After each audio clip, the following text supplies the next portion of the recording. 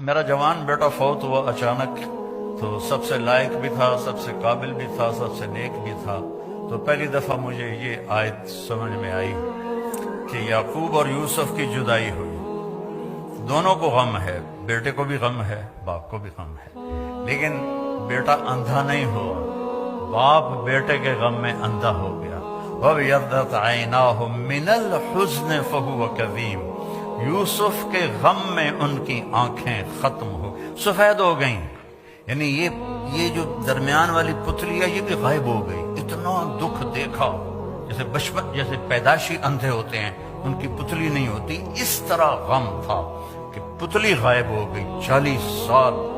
وَابْيَضَّتْ عَيْنَاهُ، تو بیٹے کے جانے کے بعد یہ آیت سمجھ میں آئی ہے کہ جو غم ماں باپ دیکھتے ہیں وہ اولاد نہیں دیکھتی ہے۔ ماں سامنے گئی، باپ سامنے گیا، چاچے سامنے گئے، تائے سامنے گئے، کزن سامنے گئے، لیکن عاصم کا جانا کوئی اور طرح کا ہی تھا۔ اللہ کسی کو یہ دکھ نہ دکھائے۔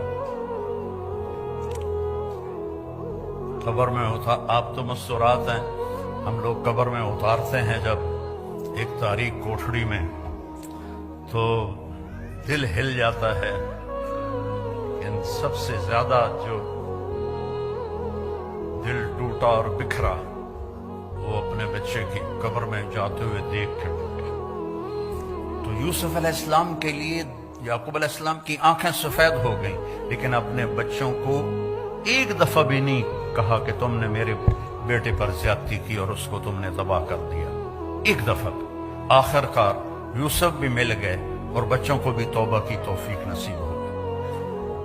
بچہ برائی کرے، غلط کرے، بچی کرے، اس کو سینے سے لگاؤ، اس کو پیار دو، آپس میں بھی پیار محبت سے رہو۔ خامند اور بیوی آپس میں لڑ پڑیں اور پھر صلح کر لیں تو ان کے پچھلے سارے گناہ معاف ہو جاتے۔ اللہ کو یہ اتنا پسند ہے یہ عمل۔